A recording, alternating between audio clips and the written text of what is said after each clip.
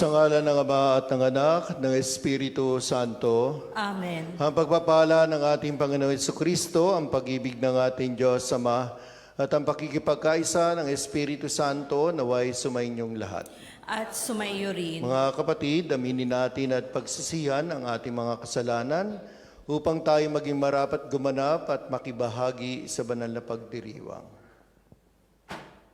Inaamin ko sa makapangyarihan Diyos at sa inyo mga kapatid na lubha akong nagkasala sa isip, sa salita at sa gawa at sa aking pagkukulang. Kaya isinasamo ko sa mahal na Birheng Maria, sa lahat ng mga anghel at mga banal, at sa inyo mga kapatid, na ako'y panalangin sa Panginoong ating Diyos. Kaawaan tayo na makapangyarihan Diyos, patawarin tayo sa ating mga kasalanan, at patnubayan tayo sa buhay na walang hanggan. Amen.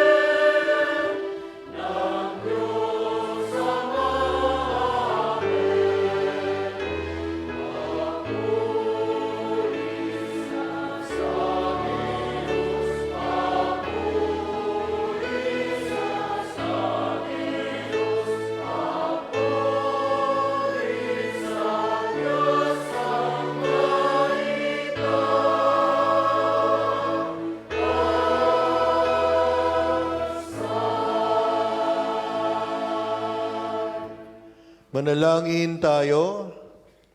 Ama naming makapangyarihan, pinagkalooban mo kami ng ulirang huwaran ng angkan na sina Jesus, Maria at Jose, ang mag-anak na banal. Sa pagtulad namin sa kanilang mabuting pagsusunuran, kami naway magkamit ng walang maliw na kaligayahan. Sa pamamagitan ng Jesucristo, kasama ng Espiritu Santo, magpasawalang hanggan. Amen. Sa unang bahagi ng pagdiriwang, ang pagpapahayag ng salita ng Diyos. Sa unang pagbasa, itinuturo sa atin ni Sirach na upang magkaroon ng buhay na kalugod-lugod sa Diyos, dapat mahalin ng mga magulang ang kanilang mga anak at igalang naman ng mga anak ang kanilang mga magulang at alagaan sila lalo na sa kanilang pagtanda. Pagbasa mula sa aklat ni Sirach. Ang mga ama ay binigyan ng Panginoon ng kapangyarihan sa mga anak, at iniutos niya na sundin ng mga anak ang kanilang ina. Ang gumagalang sa kanyang amay, nagbabayad na sa kaniyang kasalanan, at ang nagpaparangal sa kaniyang inay, parang nag-iimpok ng kayamanan. Ang gumagalang sa kaniyang amay, paliligayahin naman ng kaniyang mga anak. At ang panalangin niya'y agad diringgin ng Panginoon. Ang nagpaparangal sa kaniyang ama at nagdudulot ng kaaliwan sa kaniyang ina ay tumatalima sa Panginoon. Pahahabain ng Diyos ang kaniyang buhay. Anak, kalingain mo ang iyong ama pag siya'y matanda na, at huwag mo siyang dudulutan ng sama ng loob habang nabubuhay. Pagpaumanhinan mo siya kapag nanlalabo na ang kanyang isip. Huwag mo siyang lalapastanganin ngayong nasa kasibulan ka na ng iyong lakas. Ang paglingap mo sa iyong ama ay di makakalimutan ng Panginoon. Iyan ay magiging kabayaran sa iyong mga kasalanan. Ang salita ng Diyos. Salamat sa Diyos.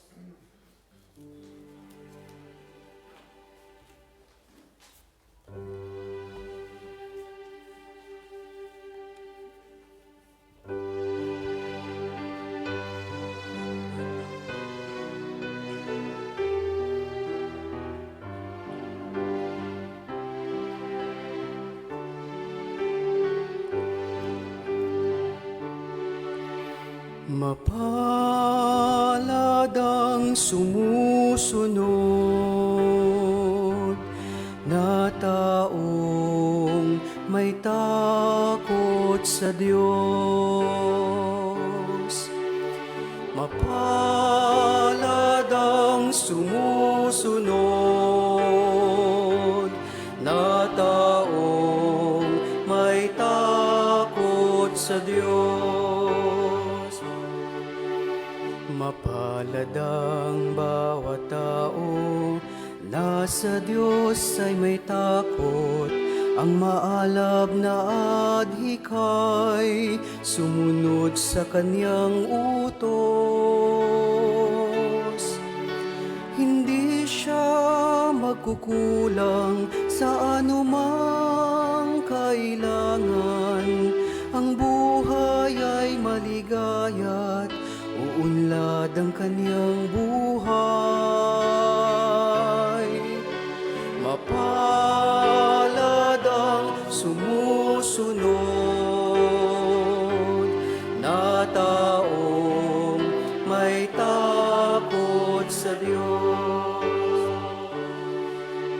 Sa tahanan ng asaway, parang ubas na mamunga, bang tanim na ulibo, sa may dulang ang anak niya. Mapalad ang sumusunod na tao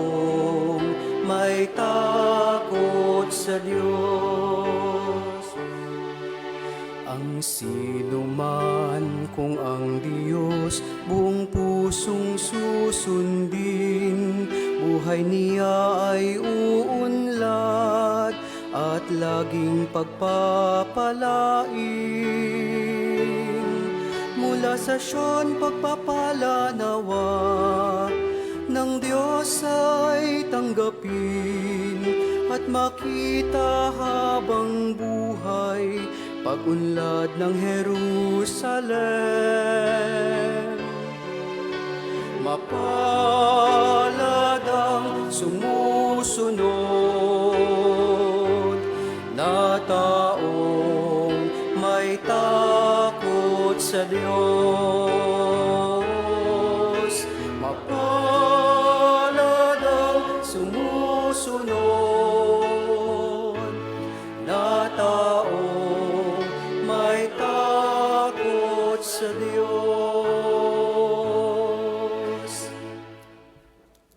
Sa ikalawang pagbasa, nasasalamin sa mabubuting gawain, pagpapakumbaba, pagtitiis at pagmamahalan ang tunay na pananampalataya at kabanalang Kristiyano. Higit sa lahat, nakikita ang tunay na pananampalataya sa mag-anak kung saan nagmamahalan ang ama, ina at mga anak.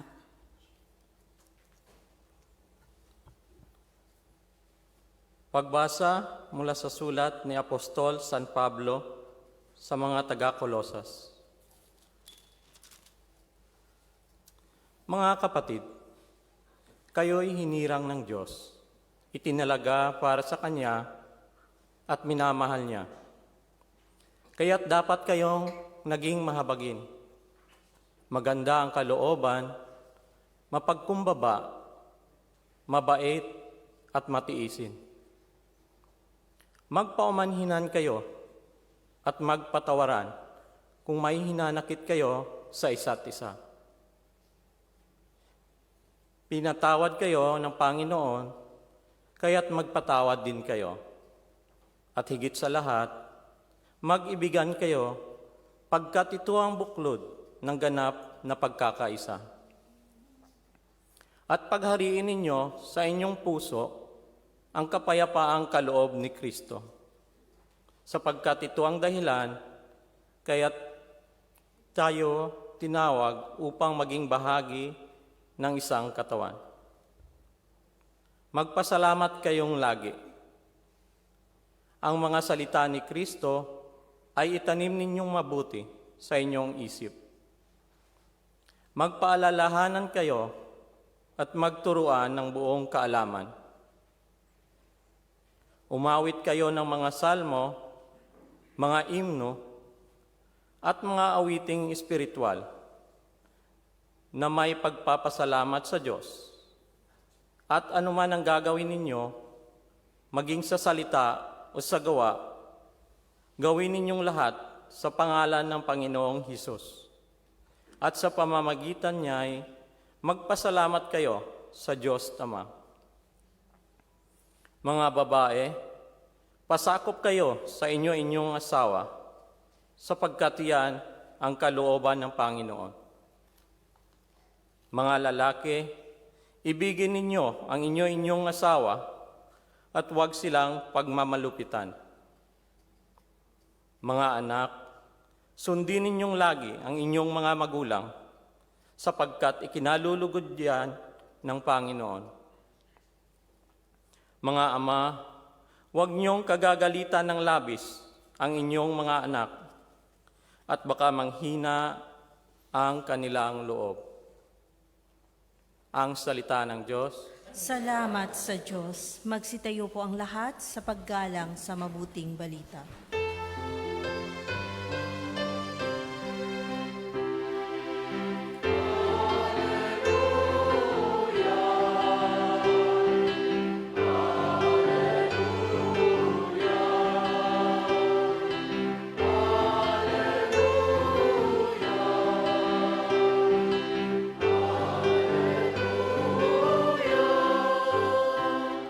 Sabay-sabay po ang lahat.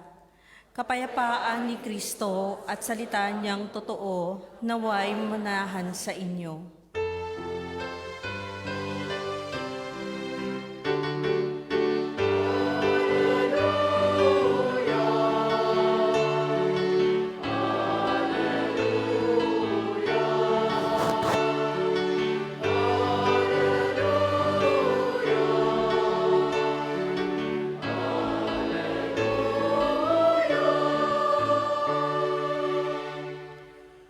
Sumayin niyo ang Panginoon. At sumayo rin.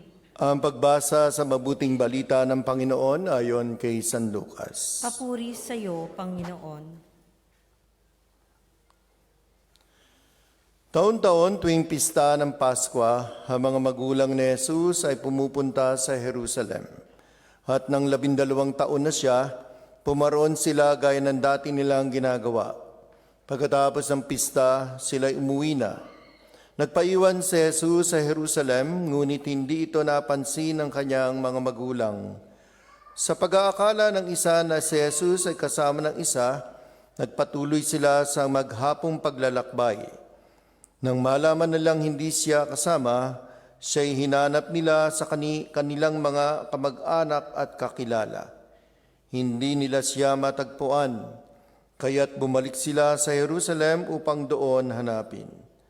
At nang 3 araw, natagpuan nila si Jesus sa loob ng templo, nakaupong kasama ng mga guro. Nakikinig siya sa kanila at nagtatanong, at ang lahat ng nakarinig sa kanya ay namangha sa kanyang katalinuhan. Nagtaka rin ang kanyang mga magulang nang siya'y makita.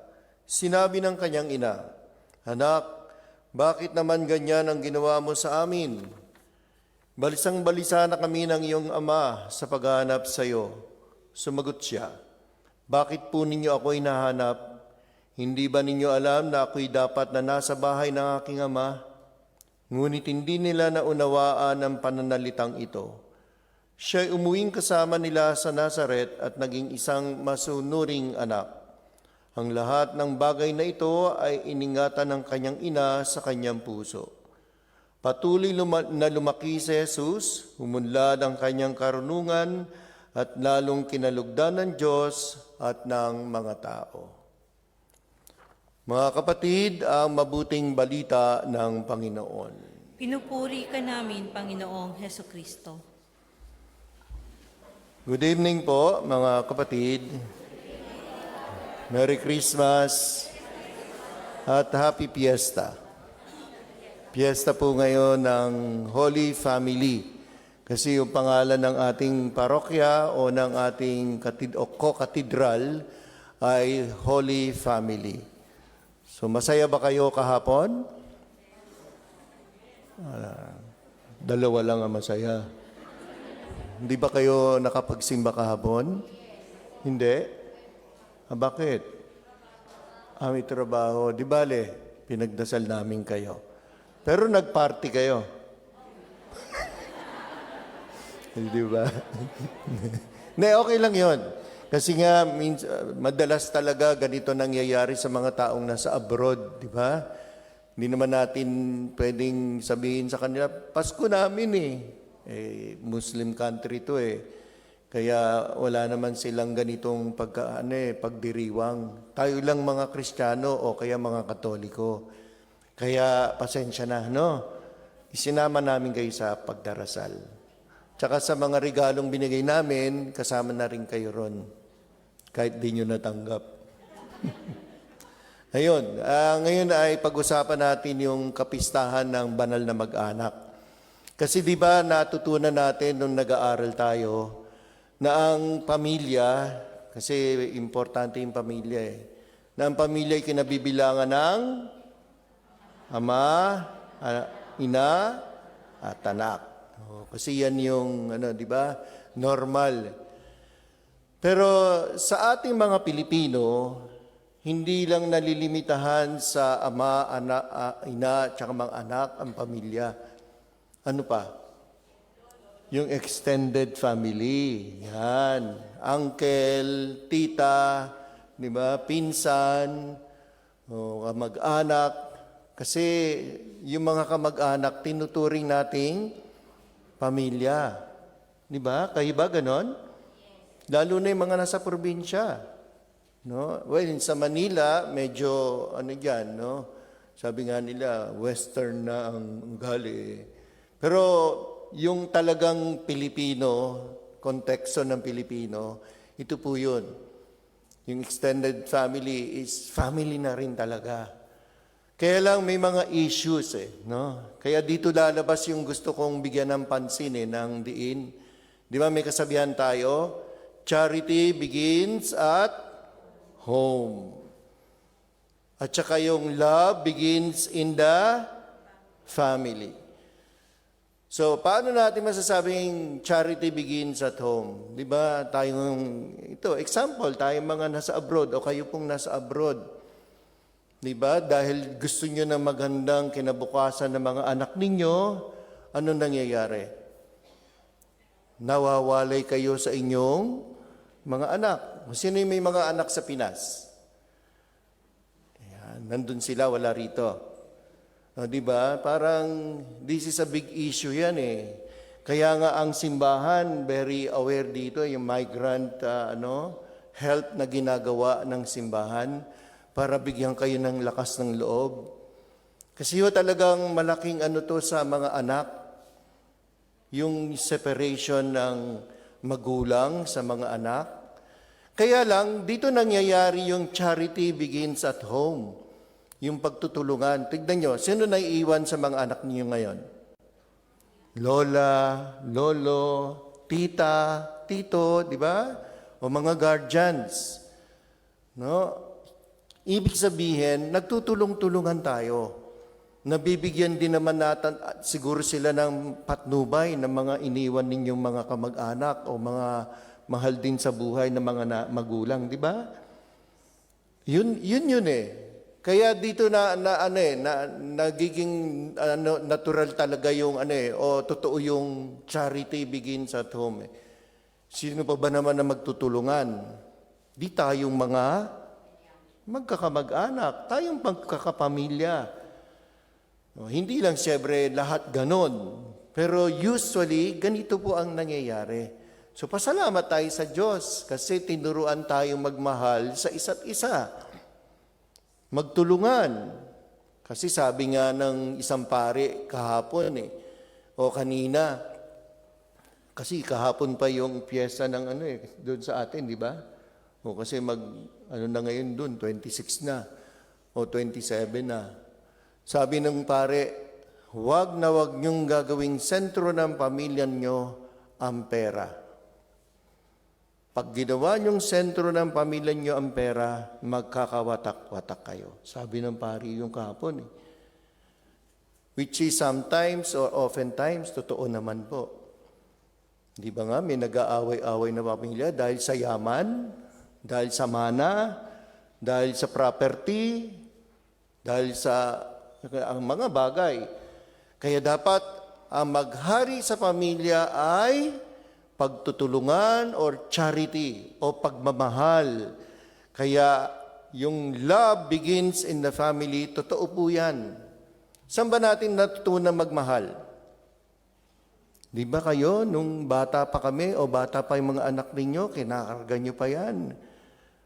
Nyo pa, breastfeeding nyo yan. Yun daw mga nagbe-breastfeeding, mas maganda yung relasyon ng nanay at anak. Totoo ba yun? O, kasi wala naman akong no?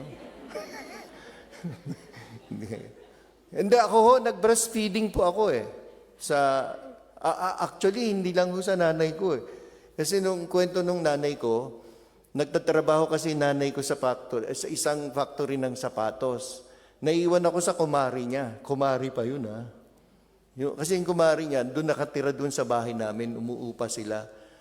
Alam niyo ba na ako'y nag-breastfeed doon sa kumari niya? Kaya pala natataka ako, habang lumalaki ako, naging close ako doon sa kumari niya. Hindi po totoo po yun. That's why I believe na kapag talagang mayroong pagmamahal, na talagang may pag-aaruga at pag-aalaga ang ina o ang ama sa mga anak, nagiging close. Kasi at pag nawala na po ang pag-ibig sa pamilya, delikado na po yan. Maghahanap po ng pag-ibig ang bawat isa. Saan? Sa iba. At minsan o madalas, mali ang pag-ibig na natatagpuan nila. Totoo, hindi? Di ba ho? Wrong places, wrong love. Kaya dapat pinalalago po yung pag-ibig sa loob ng, ayun, anong sabi ba ng first reading? Mga anak, mahalin ninyo ang inyong magulang. Sundin ninyo ang kanilang mga utos. Yan ba ang nangyayari? Diba? Kasi sabi ng first reading, ang mga anak na nagmamahal sa kanilang mga magulang, parang nag-iipon na kayo ng kayamanan. At yung mga nagmamahal talaga sa kanilang mga ama, yan ay kabayar na ng inyong mga kasalanan. Paano yan pag hindi mo na minahal ang mga magulang mo? Di lalong lumalaki ang kasalanan mo. Kapag yan kasi ang ginawa natin sa mga magulang natin, paglaki natin at pag nag-asawa rin tayo at nagkaanak, yan din ang gagawin ng mga magiging anak ninyo. It follows. Kaya kung mananatili sa kabila ng maraming problema, yung pag-ibig sa pamilya, masaya kahit walang pera. Kita niyo yung mga interview ngayon sa nasalanta ng bagyo? Nag-interview yung mga media. Sabi nung isa sira talaga yung bahay nila. Na-wash out talaga yung bahay sa Siargao o sa Surigao. Nagtayo lang sila ng parang pinagtagpi-tagping Sabi nung in-interview, kahit mawala yung bahay namin, basta nagkakasama kami at nagmamahalan, masaya na kami. Pasko yun, Wala silang kinakain kahapon. Pero nandun silang lahat sa maliit na bahay. Sabi niya, okay na po kami, basta ligtas kami, basta nagsasama-sama kami ngayon. Sana po ganito po lagi. Kahit walang kalamidad, dapat araw-araw yan ang ginagawa natin. Kaya nga ang paalala ng second reading, mga babae, pasakop kayo sa inyong nagpapasakop ba kayo? Sino ang asawa nasa Pilipinas? Wala nang tumaas, wala asawa pero may anak? Okay. Uso naman ngayon yan. Pero wag ganon. No? Hindi pinag-uusapan dito yung uso. Dapat yung tama, yung tumpak, na pamamaraan ng pagtatayo ng pamilya. So sabi, mga babae, pasakop kayo sa mga asawa ninyo. Bakit? Kasi sino ba ang ulo ng tahanan?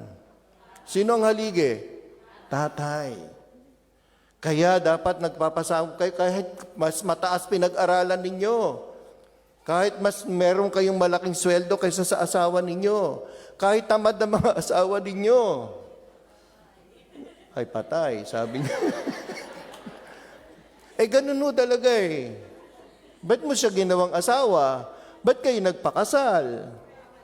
No? Ganun talaga yun. Kasi alam nyo kung bakit iniutos ng Biblia o ng Panginoon yun? Kasi hindi pwede ang nanay ang maging haligi. Alam naman natin, sabihin na natin yan. Di ba? Ang mga lalaki talaga ang tinatawag na talagang matatag. No? Sa lahat. Pero minsan hindi rin. Talagang tanggi-tanggi si sister. No. Pero yun po yung normal. Kaya sabi niya doon sa mga lalaki, ibigin ninyo ang inyong mga, inyo, hindi kanya-kanya. Hindi yung ibang asawa. Ito yung sinasabi ko kanina. na kapag walang pag-ibig sa loob ng pamilya ang mag-asawa, maghahanap po yan ng pag-ibig sa iba. Kapag hindi nyo sinabing nagpasakop kayo sa inyong asawa, maghahanap yan ng magpapasakop sa kanya. Opo, ganun po yun eh. Kaya dapat may understanding, merong pagpapatawad, merong pag-uunawaan. Hindi lang pag-ibig, kasi minsan mali yung definitions of love eh. Parang gusto lang natin kasarapan. Hindi po. Pag nagmamahal ka, kasama dyan ang paghihirap. Yes, sakripisyo. Ganun po yung pagmamahal ni Kristo eh. Tignan yung paano nagmahal si Kristo. Naipako nga siya sa krus at namatay sa krus dahil sa pagmamahal sa atin. Pwede rin naman kayo magpapako sa krus. But this is true kahit hindi literal kayong nagpapapako sa krus, this is also nangyayari sa atin.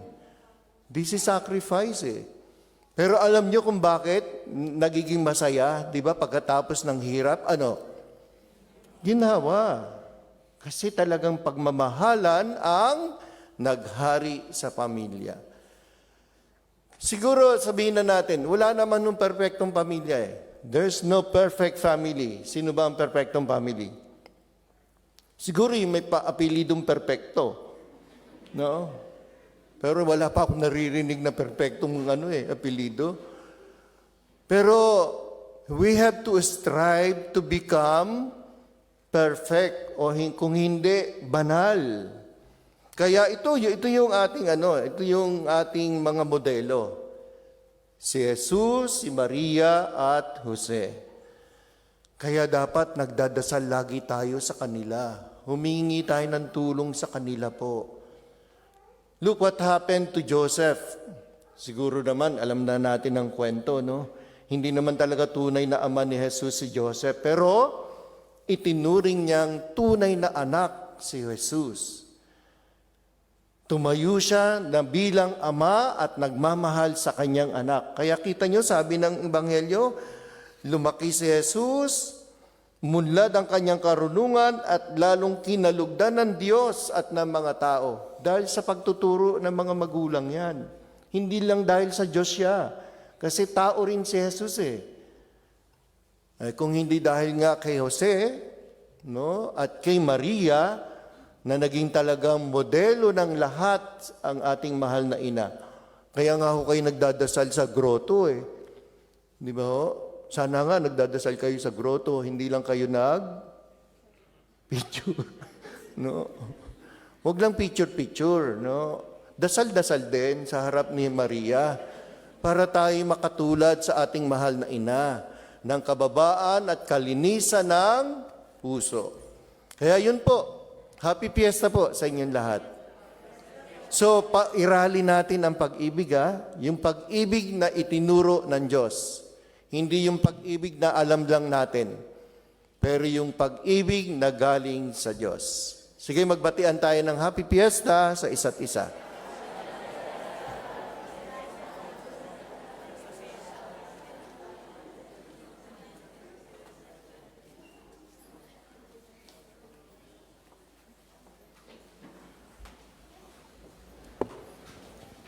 Sabay-sabay po tayo. Sumasampalataya ako sa Diyos sa mga makapangyarihan sa lahat na may gawa ng langit at lupa. Sumasampalataya ako kay Hesukristo, isang anak ng Diyos, Panginoon nating lahat. Nagatawang tao siya, lalang ng Espiritu Santo. Pinanganak ni Santa Maria Birhen. Pinagpakasakit ni Poncio Pilato. Pinako sa krus, namatay, inilibing. Nanaog sa kinaroroonan ng mga yumao. Nang may 3 araw na buhay na maguli. Umakyat sa langit, naluluklok sa kanan ng Diyos amang makapangyarihan sa lahat. Doon magmumula at paririto at hukom sa nangabubuhay at nangamamamatay na tao. Sumasampalataya naman ako sa Diyos Espiritu Santo, sa banal na simbahang katolika, sa kasamahan ng mga banal, sa kapatawaran ng mga kasalanan, sa pagkabuhay na muli na nangamatay na tao, at sa buhay na walang hanggan. Amen. Magpasalamat tayo sa Diyos nating Ama sapagkat Kanyang ipinadala ang Kanyang anak bilang ating kawangis sa pamamagitan ng isang pamilya. Gayun din, sama-sama tayong dumulog sa Kanya para sa ating mga natatanging kahilingan. Sa bawat panalangin ang ating itutugon, Panginoon, dinggin mo ang panalangin ng iyong bayan. Panginoon, dinggin mo ang panalangin ng iyong bayan. Para kay Francisco na aming Santo Papa, mga obispo, pari, diakono, relihiyoso at relihiyosa, patuloy nawa silang lumago sa kabanalan sa pamamagitan ng kanilang pagiging kalakbay ng bawat mananampalataya. Manalangin tayo. Panginoon, dinggin mo ang panalangin ng iyong bayan. Para sa mga namumuno sa aming bayan, maging mabuting halimbawa nawa sila sa kanilang kawan. Itaguyod ang kapayapaan at ang dignidad ng buhay at pamilya na patuloy na naapektuhan ng kawalan ng katarungan at kahirapan. Manalangin tayo. Panginoon, dinggin mo ang panalangin ng iyong bayan. Para sa mga nagdurusang pamilya dahil sa paghihiwalay, problema sa droga at iba pang uri ng abuso, makatagpo nawa sila ng lakas at paghilom sa pag-ibig ni Jesus. Manalangin tayo. Panginoon, dinggin mo ang panalangin ng iyong bayan. Magkaisa nawa ang mga pamilya at magkakaibigan at suportahan nawa nila ang isa't isa. Maging bukas nawa sila sa pag-unawa at pagpapatawad. Manalangin tayo. Panginoon, dinggin mo ang panalangin ng iyong bayan. Yakapin mo nawa, O Diyos, sa iyong pag-ibig at kapayapaan ang mga kapatid naming yumao. Manalangin tayo. Panginoon, dinggin mo ang panalangin ng iyong bayan. Matahimik nating itaas sa ating Ama mga sarili nating panalangin.